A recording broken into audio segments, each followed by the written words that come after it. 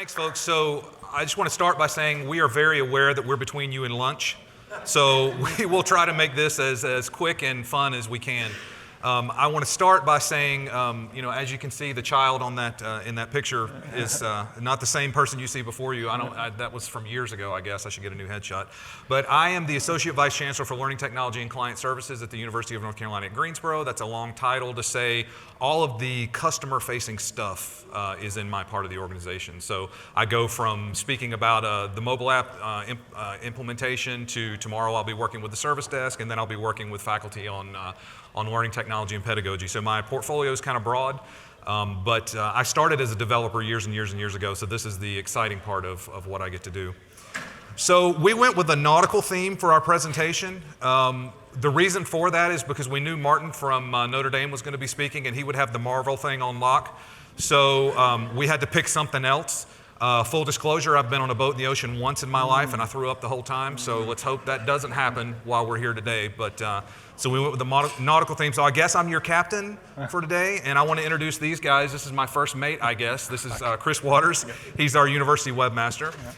And our cabin boy, I guess, over here is Craig Biles. And he is the person who's really, we'll talk a lot about Craig and what his position is and how we were able to get to him. He's really our all things mobile at UNCG. So, but before we go any further, I had someone contact me this morning. I want to take just a minute to do something fun.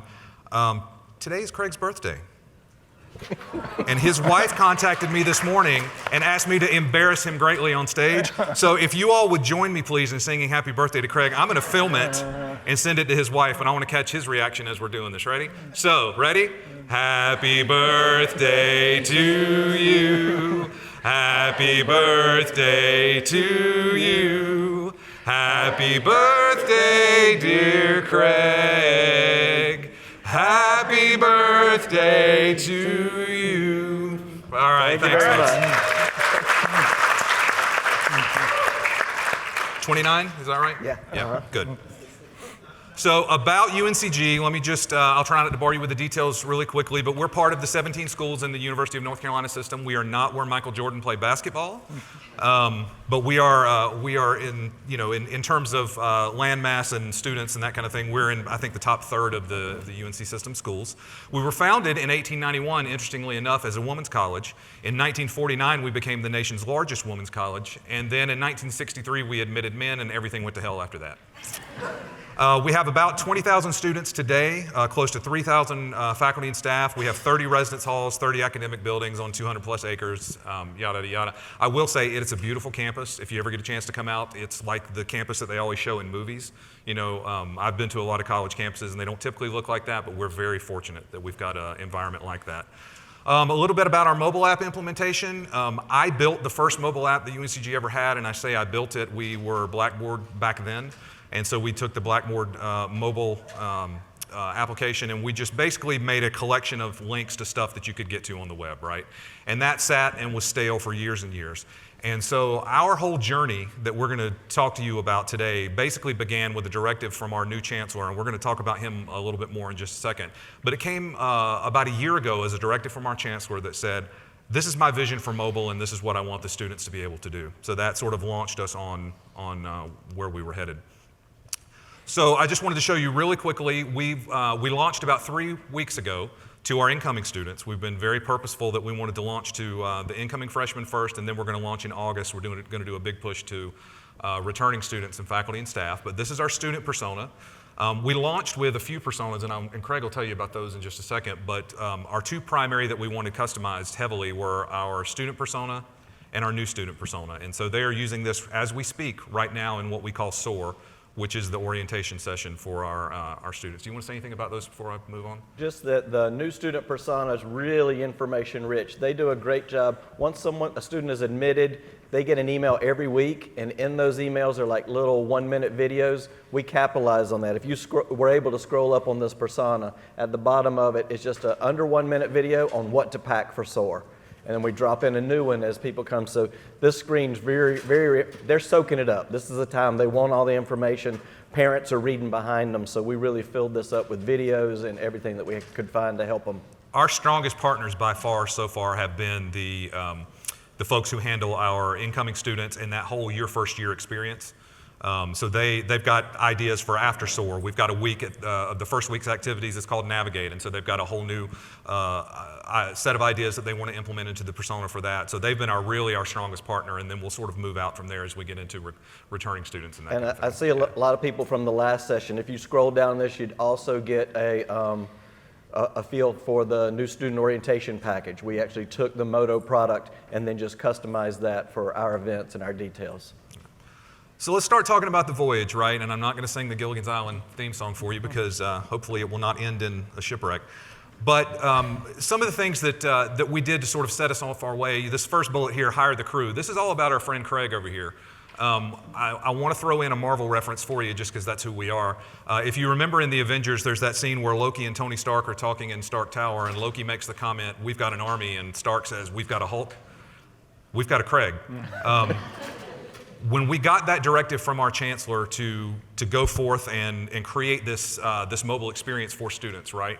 The first thing we came back with was, well, we're going to need a body, to focus on that because we didn't have anybody that was focused on mobile to that point. And so we were able to go to our University Communications and Marketing group and say, wouldn't it be great if you could 50% fund a position, IT will 50% fund a position, and we can work together and have somebody focused on this mobile app who's not only concerned about the platform itself, but also the marketing and those pieces. And so we did that, and so that's Craig. He spends 3 days a week with IT, and he spends 2 days a week in communications and marketing, and he really has that sort of dual focus on the app, which has served us well, primarily because as IT, it gives us the ability to focus on the platform and the technology and getting that stuff right. And then I was walking across campus the other day, and we've got some construction going on, and I saw a billboard hanging off of one of the construction fences for the app that I had nothing to do with putting there, and it was fantastic because that all came out of communications and marketing.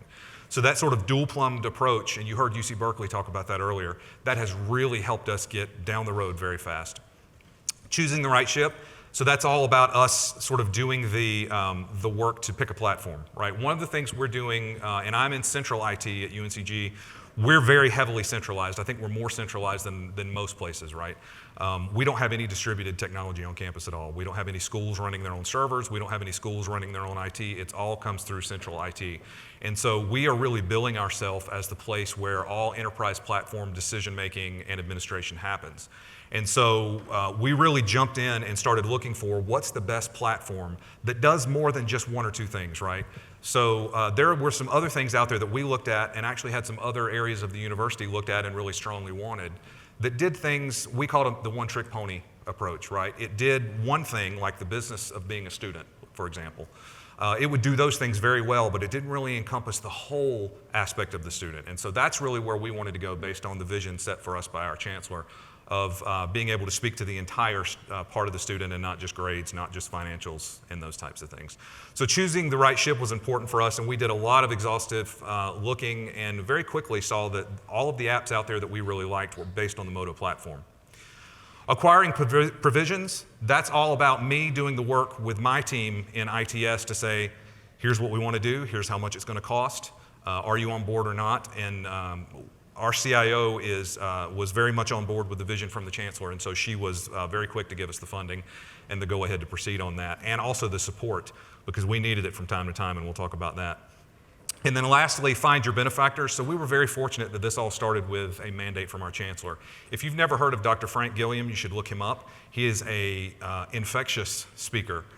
He is phenomenal. He came to us from UCLA. He ran the Lufkin School of Marketing, I think was what it was there. But anyway, Frank is phenomenal, and he will say something and you'll go, yes, I want to do that, just because, of the way he speaks. And so he came to us and said, these are the things I want to have happen. These are the things I want the students to be able to do. And we were able to latch on to that. And with basically his wind in our sails, we were able to make a lot of headway very quickly. And so had we tried to do that as IT, come to the table and say, this is our idea of what we should do, it probably would not have gone as well. But my challenge is to find that person on your campus who you can lean on and use their support to be able to get to where you need to go. So we knew we needed a ship.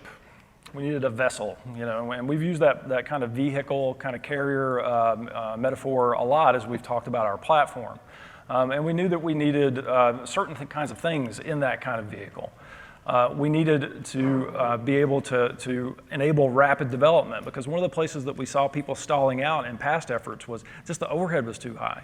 And we had spent a lot of time trying to train people how to be developers for the web and thinking about how we could do that for mobile. And that's just not a very sustainable, viable kind of strategy, right? So we needed a platform that would give us this kind of low-code, no-code approach, and that's one of the things that we liked about Moto. We also knew that we wanted to continue to do some distributed content management, and so we were looking for something that enabled role-based access, and so we wanted to be able to slice off different parts of the app so that people could maintain content in those areas, and that was important. We also knew that we had a lot of existing content out on the web and in data feeds that we needed to pull back together in a central place. And so we needed a platform that would allow us to do that. And those were kind of the guiding principles as we looked at things. In addition, as we started talking with our partners in UC about the importance of brand. So we needed something so that we didn't look like everybody else. We wanted to have something where we could really tell our story visually and with the content. So out of that, we knew some things that we didn't want. And Todd talked about the one-trick pony, those really narrow content, vertically focused apps where they're good for one thing. And those are fine, right? But it really didn't match the vision of where we were trying to go on our journey. We also wanted to make sure that folks that had been burned in the past by this duplication of effort, we're not going to run into that again. And we felt like that would really increase folks' willingness to kind of join us on the journey. We talked to a lot of vendors. Craig did a lot of work trying to pull together candidates for us to review, for technical review and all that kind of thing, and to make sure that they could hit these kind of targets. And one of the things that we did is we didn't take everybody at just their word, right? We went out and we actually talked with people that had implemented using those platforms, and we made sure that these things would really carry us where we wanted to go. Pirates. They're not as much fun as they are in movies. Whenever we talk about pirates, we're talking about actually people of no real malintent. These are people that are opportunistic, and they're seeing opportunity in the environment, and they're trying to seize that. But they're doing it in a particularly narrow focus, right? So they might have a particular itch they need to scratch, and they're really trying to get that done. And our app, kind of our app lineage in the App Store was kind of littered with these sorts of failed efforts that were kind of adrift with no direction, to follow on the ship metaphor just a little bit. So we ran into this not too long after we hired Craig with some well-intentioned folks that were looking at kind of a narrow app that had the potential to run into some strategic conflict with where we were going. And we found that we needed to start talking and really start to express what our strategic direction was. And we had to work quickly so that we could continue to execute along these lines. And again, this is about having that kind of broader perspective about that place out on the horizon where you're trying to get to and bringing everybody with you. And in order to do that, we had to go back and we had to get some executive support. We went, back to the kings and the queens and the royalty of the university, and we talked with them about that strategy. We made sure there was alignment between the needs the big department stakeholders had and where we were trying to go. And we did kind of a roadshow where we would go out and we would talk about web and mobile strategy, and we tried to bring everybody along. So you have your ship, you've got the support that you need, you've got your backers, we've got funding because of the way that Todd has been able to advocate for us and the way that it matches the Chancellor's strategic vision and our CIO's vision. You still got to crew the ship, right? And so we've got Craig, and he is awesome at what he does and what he's been able to do by bringing everything together that we have so far in the app. But the thing that I've seen Craig do, and that is really powerful for us, is being able to go out and enlist all of these other folks out in campus to be partners to help crew the ship. We're looking at ways that we can get feedback more frequently, have people, as we've been in this kind of early prototyping stage, execute immediately on suggestions where they'll see new tiles show up just after a simple conversation. And really try to win people over into the conversation and the design and build process that we have. And we couldn't do that without a platform that's this flexible. you're going to have some people that are afraid. Being open and inviting them into this conversation, that's going to help eliminate some of that. A lot of transparency helps. And it really helps if you've got that map, that kind of strategic vision that you can go in and you can talk about that place on their horizon where you're going. That's been instrumental in our success, and I think that it would have been very hard to win people over because of the past experience they've had where promises have been made and not delivered. So kind of having that story and making sure that you're showing progress against it and staying in constant communication, that's been essential for us to have the support that we've had. So for us, I'll just take a moment and pause and reiterate some things that Chris just said. For us, what we found, and I'm sure a lot of you have too, the technical pieces, those are the easy part, especially when you've got a platform like Moto. We signed a contract, had our first beta build within, it was very, very similar to UC Berkeley. It was like 6 to 8 to 10 weeks. I mean, it was, we got up and running in no time. It's all the other stuff that's hard. It's the content management, it's the governance, it's all of those things. Because what we did is and I'm building to the picture of the car, what we did is we put together a roadshow basically, in some ways to gather support because we were up against the situation that Chris was talking about earlier where we had another part of the university that bought a thing and they wanted to implement that thing, which was almost in direct opposition to the way we were headed. So we put together a roadshow to talk about, the vision for mobile that we had and the chancellor had for the university, but also to try to get everybody on board to try to understand what it was that we were doing, right? Because in the end, IT is going to have the platform taken care of. That's our role.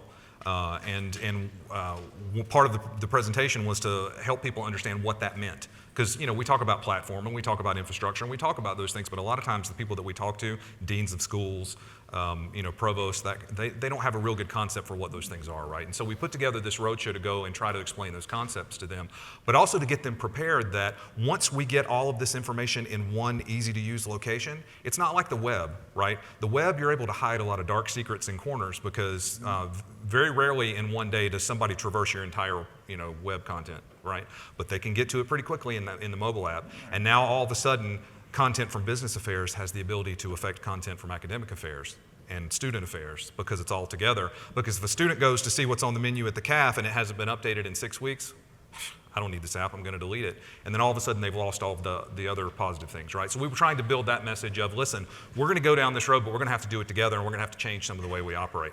So back to the car, this was part of our presentation and we just wanted to show it as a concept that we used because we really harped on this idea of we're ITS, let us pick the platform, let us manage the platform. You all, we need you at the table for all of the other stuff. And what we used is this analogy of a car to demonstrate platform, and I'm just going to buzz through it real quickly. So we talked about the fact that you could pick a super sexy sports car and you could start driving it. And what we wanted to make sure people understood, that we were talking about the car and not the road, right? And so that gave me the opportunity to talk about infrastructure, the tubes and the wires and the APs and that kind of thing. We're talking about the platform, which is where this content is going to reside. And we talked about if you pick the wrong platform and you try to load it down with all your hopes and dreams, this is the kind of thing that happens, right? If you pick that thing that only does the business of being a student well, and you try to, bolt on athletics, or you try to bolt on housing or that kind of thing, it doesn't work so well, right? And you tend to get this kind of thing going on, where you've got all of these things that you're trying to do with your app, and it just doesn't succeed. And so then you could try to do something a little bit different, and you get an okay experience, but what we were going for was this, right? Something that's a cohesive experience, it's branded, you can tell from tile to tile to tile that you're at UNCG and all the content is delivered in a consistent manner, but you still have the individuality underneath the covers, right? And that was important for all of our folks. And so we just used this analogy and this metaphor, I guess, to explain the concept of platform, and people really got it. I mean, we went out to Provost Council, we went to the Chancellor's Council, we went to student groups, all across campus to get them to understand what it was we were trying to do by bringing Moto into the campus. And that worked really well for us. So we had the support that we needed. We went ahead and moved forward with the Moto contract, and Moto shows up. So what do you do next? Well, we have the potential to start training and all of that. We didn't do that. We saw the potential for a fast load and fast implementation with Moto, so we jumped right in and we began building stuff. And that may not have been the right approach. There may be still times I've now got to call Pico and say, how do you do that again? But it gave us something to show, and it helped us build on this enthusiasm that we had built when we went out and did this road show. We plotted the course. We went ahead and selected the initial personas. After talking with Marty at Notre Dame, we said we want to go ahead and roll out with personas for each of our key audiences, because if they go to the app and they don't see their department or their area there, they're going to not come back. So we wanted to have something there.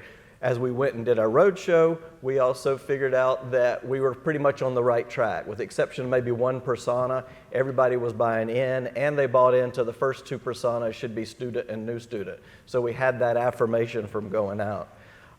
Provision supplies. We looked around and said, okay, where do we have a strong affiliation with an app like Live Safe Today? Where do we have strong content? Let's build upon that base that we already have. We don't have to reinvent those components. That helped us build morale, because then we were able to go show people that we had already installed stuff, that we had already made those connections that were important to them. When emergency management saw Live Safe sitting at the top row, they were like, oh, this is going to be great. This is another way to expose that app. Another advantage into tapping into existing content was it helped us build morale. When we did a little tease and a little demo with athletics, and they could see that we'd already pulled in RSS feeds and social media feeds for every sport, male and female, they were wild. And in fact, they had been thinking about, was it time for them to go out and get an app? And for us to show them this and say, hey, we can do all of this together and it can be up and running in no time, that was a big win for them. So we'd tease each little areas as we're talking and trying to gather content. We'd let them see little bits and pieces of it. And I'll tell you why we only tease them in just a second. But we're also careful to avoid the oversell. And one of the big things that we've been saying is what you're seeing today is content curated by Craig. And so if we want to make this everything it can be, we need the other departments. We need your input. Nobody tells your department's story better than you. So how can we do that? And we explain how with Moto's role management, we can give you a piece of this app. We can give you a whole section of it. They got real excited by that. So we were able to avoid the overselling it like, here's what ITS is going to do for you. It was, here's the platform once again. Look at all the things you can do with it. And that was strong to us. So we enlisted support of hitting all the big islands. So we gave the small departments and the individual departments a little tease of it, but we were very careful that we had support from the top down. We sat with the chancellor with a test version of the app on his own phone. He was the first person to get the app. And he was able to give us, play with it, give us feedback, tell us what he wants. Then after that, we went to his council. Then we went to ITS steering. Then we went to the provost council. And then our general communications group, all the communications people around campus, we presented to them before we rolled out the app. So we're getting this buy-in, we're making sure we have supporters, we're making sure we're not surprising somebody or upsetting somebody when the app does start coming out. We listened to other captains, Marty from Notre Dame, Ryan from UCF, in our own system, UNC Chapel Hill, there are other Moto clients. We talked a lot to them, and I encourage you to do that. I agree with what was said in the session before. Moto is a small enough user conference that we can all tap into each other. What's working for you? What's not working for you? And so I encourage you to do that. That was a huge help for that, for us. I've already said thank you to the guys while we've been here, because I'm sitting and listening to sessions, and I'm like, oh, yay, we got that right. So it's made a big difference for us. But every cruise isn't perfect. You got to prepare for bad weather, and we had a little. We had just presented to Chancellor's Council. We told them that we were going to go back and roll out the app to everybody at the Chancellor's Council. That day. So that they could give us some feedback, and we found out that there was an iOS bug with our two-factor authentication. Not anything we built, not anything really Moto built. It was really on the iOS side, and be careful. Well, it gave me the opportunity to reinforce with Chancellor's Council that they should all be on Google Pixels anyway. So that was fine. Yeah, we have some division among the team, if you so we had a delay. And so we wanted to put this in here because if you do have a delay, communication is the key. We got right back out to them and explained why they weren't getting it right away. We explained it was out of our control, but we also explained that we had a plan and when it was going to be rolled out, when Moto was going to give us the information back about the iOS update.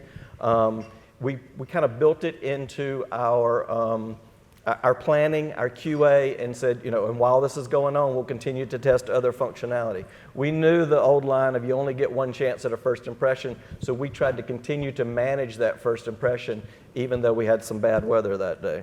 The other thing I'll say on this slide as well is prepare for things that you weren't expecting whenever because again, I'm deadly serious. When you get all of these things in one small package, you start to expose things that you could hide in the corners of the web earlier, right? We have had to back off of we worked with N2N, and they did a fantastic job, a very quick job of getting us integrated into our ERP, which is Banner. And so we've got student data flowing, and from the IT perspective, it's working as it should, except that we uncovered some data quality issues. And so people kind of said, whoa, let's not expose that here. So we're working through some of those data quality issues with the teams that handle those things, but it exposed, who would have thought the mobile app would have exposed data quality issues, but it did, right? So prepare for things that you're not even prepared for, I guess that's the way to say it. So, a few things that are kind of lessons learned for us out of all this experience is, you got to continuously check your course. And you do that through the communication that Craig and Todd have been talking about, where you work with your stakeholders, you make sure that you're delivering the value that they expect, that there's not some new opportunity out on the horizon that you need to correct for and point toward. We've sought, a whole lot of feedback. You're going to find situations where you go into those interactions and people are they're going to give you a standing ovation, like we got from the students that work with our new student orientation. The students that work in there, I think Craig got a really good positive result. And a cheer. And he did a cheer for me. Yeah. But there are going to be situations that you're going to run into. They're going to be unknown, and some of those things are not always going to be so positive. It's going to shine a light on some of the things like Todd was talking about, where, hey, look, there's this data quality problem. And really, it's about coming together and addressing those things and being transparent again and trying to get everybody on board. Always bringing people back to, hey, look, this is the direction we're heading in. This is the value that we're all aimed at, and we're doing this together, right? And as part of that, you might not find that you need so many developers to be productive in this. Whenever you have a platform that provides the right kind of ship for you, you can bring in other people that are qualified sailors, but you can also bring in people that aren't really sailors. They're the cabin boys and the people that might have been mutineers that you would have had to watch out for in a more technical environment where you have to have that additional skill set. These people sometimes know their content very, very well, and they just need a platform to express through. And whenever you have something that's easy to use, you can empower them. So where we are today, we're very much in the first leg of our journey. As we said, we've been officially launched to the first group for about 3 weeks now. We're going to have a huge launch. As a matter of fact, our chancellor is, so the tradition at UNCG is our chancellor would typically do a state of the campus address on the first day of classes, and there would be a large event. Well, he's going to forgo that this year in order to help us roll out the mobile app. So there's going to be a big push. All faculty and staff are going to come together for a big dinner or a big lunch, and we're going to roll out the mobile app. We're also going to target the students that day as well. So that'll be the first big push to everybody beyond incoming students. So we really are, I've heard pretty much everybody who stood up here has repeated this, but we really are clinging to that. Your app's first day is not its best day. It's going to be a good day, but we've already got a chart for growth and a plan that we're working with other folks in the university on. Governance team, I can't stress this enough. It's funny, the governance slide that UC Berkeley put up, ours is almost identical to that, except we have athletics at the table, and they mentioned as we were talking earlier that they've got them at the table as well. I can't tell you how important that is, because you want decisions being made at a level where you have people able to make decisions. In the past, we've had groups put together of technical folks who were farther down the line, and they would get together and talk about technical things, but then they wouldn't feel empowered to make decisions. And so we decided, well, you know what? We're going to bring the Vice Chancellor of Student Affairs. We're going to bring the Director of Athletics. We're going to bring these folks together to be able to make these decisions and then roll that stuff to their technical folks for implementation. Again, I can't stress enough that the hard part is the governance and the content. It's not the technical piece, right? So we're trying to enable the folks who are distributed out into the areas. Now, the next step of Craig's journey is working with them to enable them to be able to do things in their areas of the app. One of the things that we, unabashedly stole from Martin when we spoke with him is the idea of persona owners. And that's a concept that we're working through with governance, is that every persona is going to have an owner, and that's not IT. that is somebody who is responsible for the content within that persona. What we're finding is that is terrifying to people because they don't understand yet, because we're so new in the journey, what it means to own a persona and what it means to be responsible for that content. And so we're trying to work through some of those fears now, but that's an ongoing discussion and one that's going to be very important to our success ongoing. And then last is just be prepared to constantly adjust course, right? So we came to the table with the app when we demoed it to the chancellor and his immediate staff the first day, and we were so proud of it. And his first reaction was, "This is great. Wouldn't it be awesome if it could do?" And he gave us, a list of 3 other things. One of which was we just put a Chick-fil-A, a full-service Chick-fil-A in our student center on campus. Wouldn't it be awesome if we had a webcam there so that you could pull it up on the app and see what the line was at Chick-fil-A? Well, we delivered that to him in about a week after that. So be flexible and be willing to take feedback like that and implement it quickly. And with that, we are done. So, questions? And just before that, just one of the things I want to emphasize, a lot of this, we're so new on this course. So a lot of this has had to deal with our startup. But one of the things we looked at when we looked at this, and as we're talking to Moto, a lot of the pieces that we put together also apply if you're about to change course. Yeah, also apply if you're about to roll out a new persona. Also apply if you're about to do something with X modules. You can go back and apply a lot of this, build the team, find the influencers, get your benefactors, set the course, be accommodating, and be ready to change course. Throughout, we expect to reuse this kind of scenario as we continue to change our app for our campus. And full disclosure, because I'm sure some of you were sitting there wondering, because we're talking about speed here and the speed at which we were able to get things done. This did not go through our standard project management process. This was, the chancellor said he wanted something, the CIO said give the chancellor what he wants, and we went. So we had the benefit of having that kind of support to be able to get this thing done. So, question?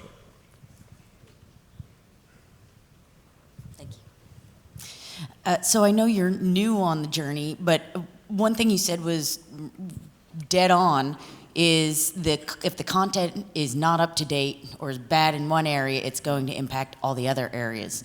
And so what tools or processes are you putting in place to help those content owners deliver and keep their content fresh and applicable?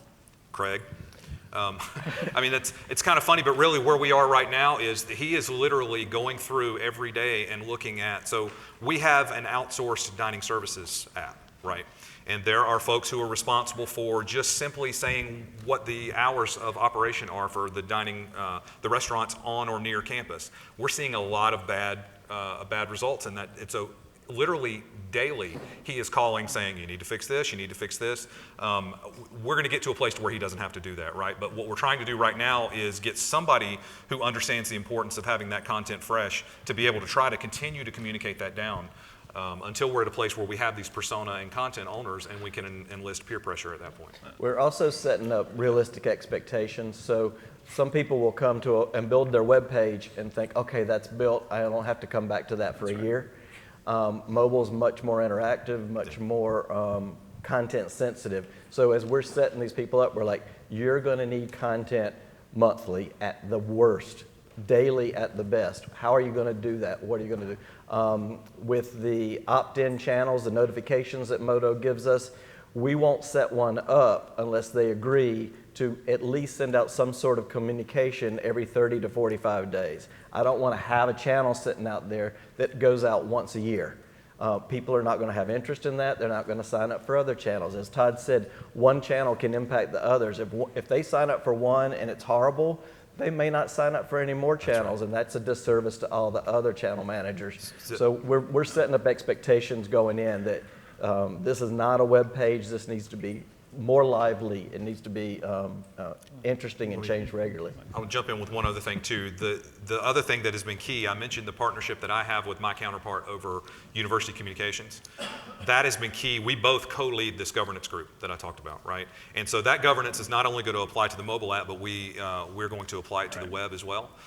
One of the things why that's great for me and why I say that's very important for those of you who are in central IT, you're very aware that a lot of times you're viewed as the evil empire, right? I've been in central IT organizations for 20 plus years now, and I'm very aware that when I walk in the room, people hear the Darth Vader theme. I get that. That's part of central IT's role, unfortunately, but this partnership with communications and marketing, he's the guy that comes to the table and can harp on the content. That doesn't have to be me. And so that's been a great part of the partnership. And honestly, that was kind of a gap, and I'm glad that you kind of positioned this as a content quality effort that goes beyond just, it's everything in a mobile platform is very concentrated, right? So you notice problems faster, you get value faster. It's very, the context is kind of, is very high value in that kind of interaction. We're adding support around this whole content strategy kind of effort that Craig is kind of leading for us with another position. And so you may find that you don't need a developer, but you need somebody to help the other people understand their responsibilities around content management and content strategy. And it's we don't have that position today. We just got budget approval for it, but it's another split funded position with UC. Yeah. Another question? So if you're Darth Vader, who is he? Who are you? Can I be Boba Fett? Boba Fett? Yeah. I don't know. He's got a jetpack. Maybe Kylo Ren.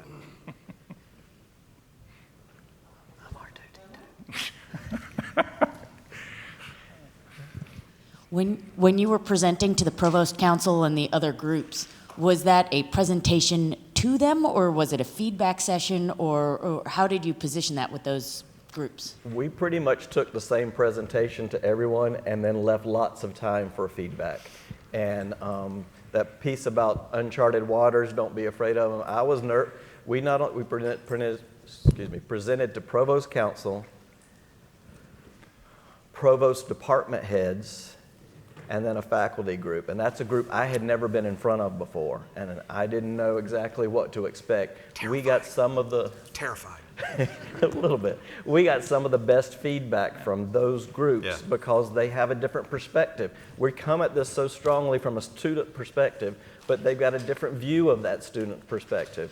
One example is we thought faculty and staff, was faculty and staff, and they were able to tell us the HR process for faculty has some nuances different from staff. We didn't know that. We then met with the department who was over that, the Faculty Personnel Services, got their buy-in, got some great insight from them, but also reassured them that now we knew that. We knew there were nuances we needed to pay attention to, and that helped build our credibility with that group. The best part of the presentation, though, and one of the reasons why we did the same thing for everyone, is that we had a break point. So early on in the presentation process, we had a break point, and we would pull up a lot of you all's apps, right? So we would show Notre Dame, we would show UCF, we would show Texas A&M, and we would say, we've gone now from theoretical to this is what other people are doing with this platform. This is why we want to use the platform. The coolest thing is when we were able to pivot to our own beta build in the presentation to be able to show, and just within the past 4 to 6 weeks, we built this, and this is what we're able to do. So being able to show them that real world example was key. Yeah. And I've told this story to a couple people, but so we went from here's the concept, here's what we want to move forward with, and we presented that to Chancellor's Council, and the new director of advancement was there. And then we were back within, say, 4 to 6 weeks saying, here's the first draft, here's what we want to, and she got up and she said, I must be in higher ed too long. She said, I expected when you proposed this, you'd be back in 3 years and show us what you were able to do. And she was amazed. And she's right now been tasked with a big capital campaign. And she's like, we need to talk. So she's ready to see what can Yeah, be she done. immediately saw the value of, if I could get this into alumni and donors, imagine all the good things that could happen. So again, getting those people on board is key. Yes, sir.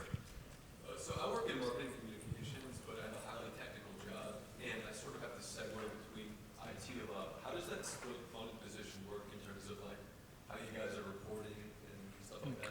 Craig's got 2 bosses. So he reports. 2 bosses and no bosses. So we cut him a lot of room. Yeah, and tell him, Craig, part of his interview process, he was very clear. Yep. He wanted to see the relationship between me and my counterpart in University Communications, because if he felt anything that was weird there, he was not interested in the role, right? And so...